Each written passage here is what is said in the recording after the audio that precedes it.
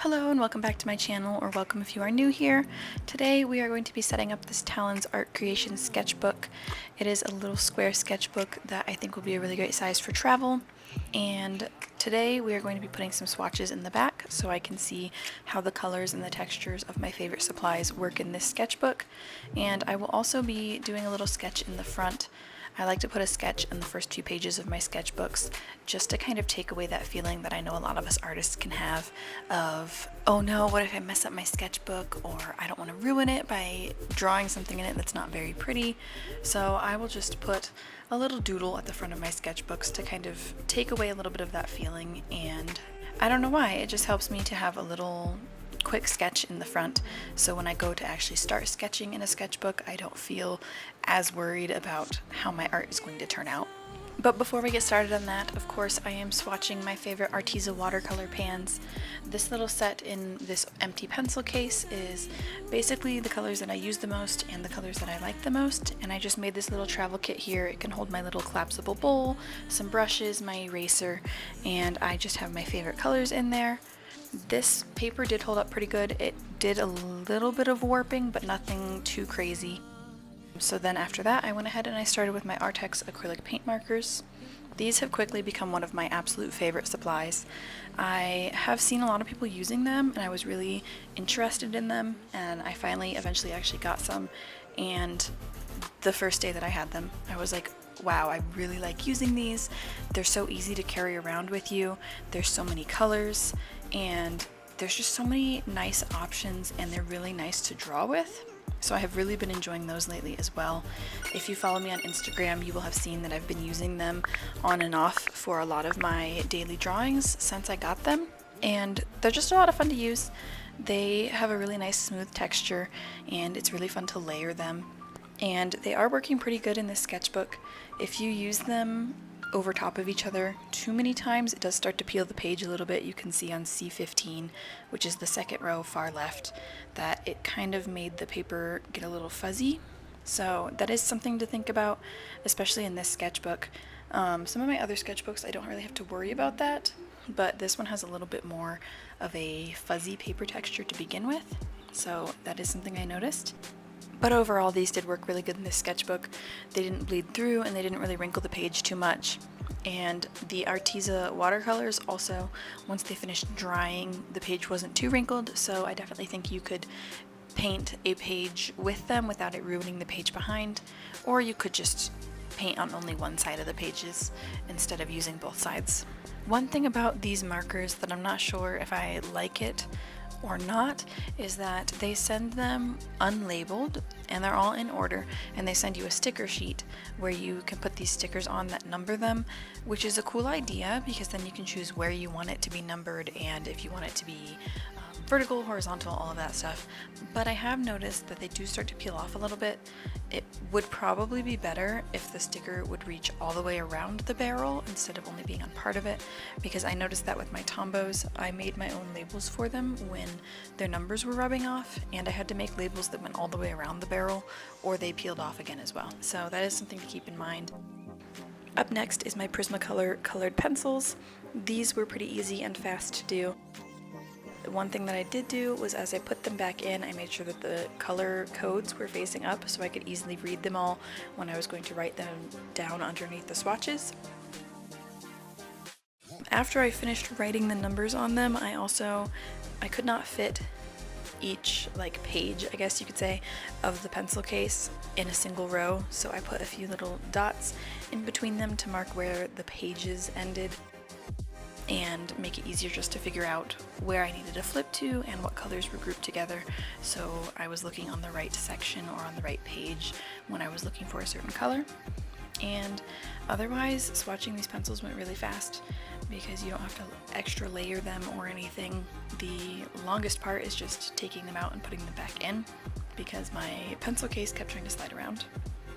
I will also talk more about this specific pencil case in a minute in a little kind of part 2 of this video. So if you had any questions or were wondering about that, I will get to that in just a minute, or you can look down. It should be bookmarked on the video if you want to skip to that part.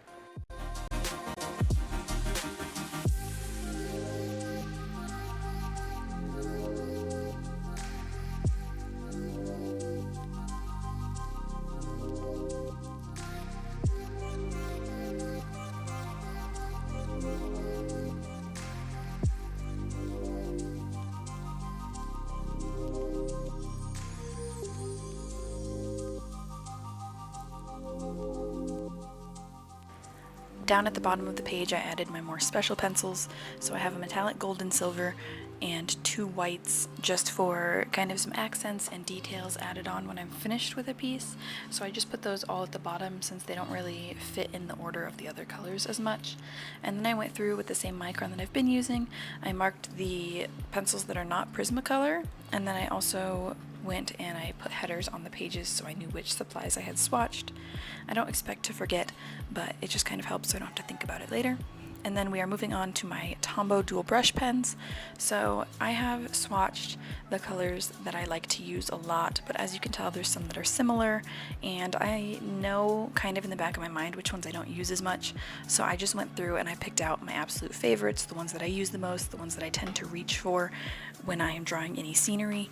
And I took those ones out, and those are what I'm going to be swatching in this sketchbook, because the goal for this sketchbook and for my pencil case, which I'll talk about in a little bit, is to be an easy kit to travel, to take on road trips, things like that. So I just pulled out my absolute favorites. These two are really similar. One's more pink, one's more of like a yellowish, so I don't really need to include both of those.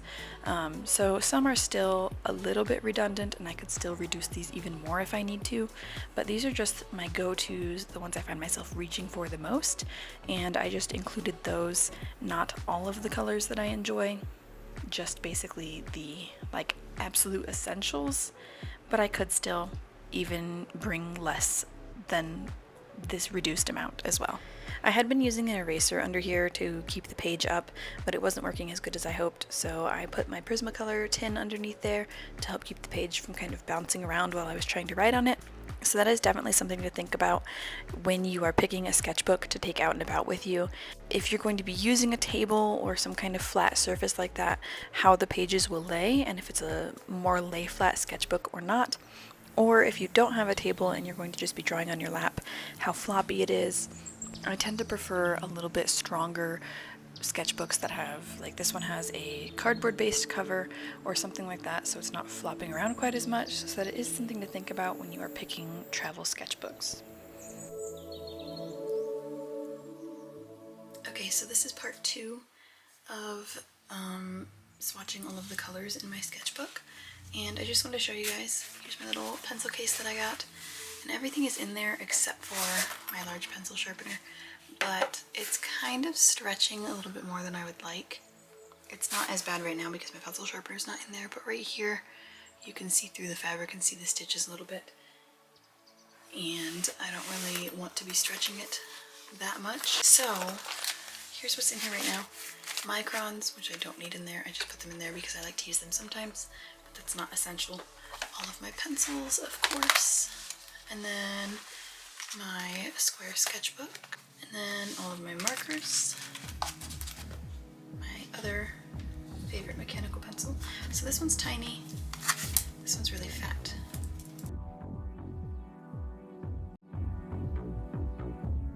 Both of those in there. This was having a hard time fitting with the sketchbook. So it kind of makes it hard to zip. Could also take all of these out, but my markers with the pencils is one of my main things that I use for drawing, so I kind of wanted to see how they would all fit. Though, just like how my markers, this isn't my full set of all of the markers that I like, this is just like my absolute favorites, or ones that I can easily, or I feel like I easily can draw everything that I need to. So basically a couple light and a couple dark of each color group, but you can kind of see what I use more with these shorter ones. And I will probably go through, I haven't used any of these a whole lot, but I will probably go through all of these when it's actually time to travel and limit it to just one of these. I think that's 24 pencils, so that's still a good number of pencils. And then that leaves more room in here.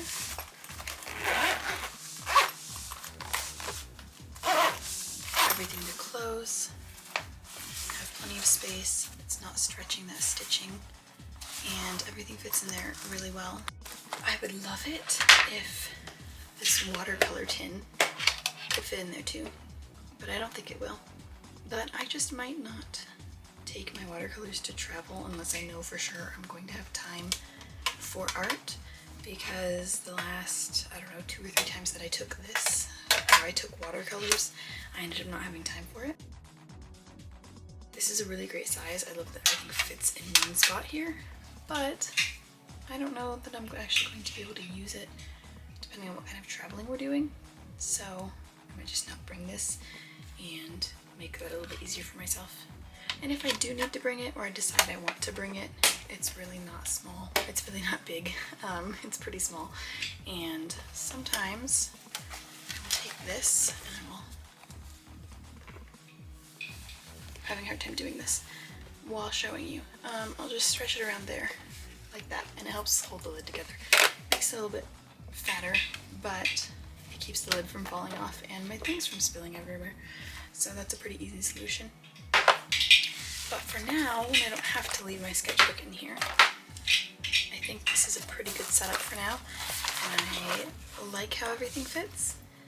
And this has been a little bit of a sidetrack, but I was going to show you making some practice art in the sketchbook now that I know how all of these different materials work in it. And if they bleed, if they wrinkle the pages, how much they wrinkle the pages, all of that fun stuff. So I thought I would make a couple of little drawings here in the front. I like to start the first page with something super simple. I'm not sure what yet.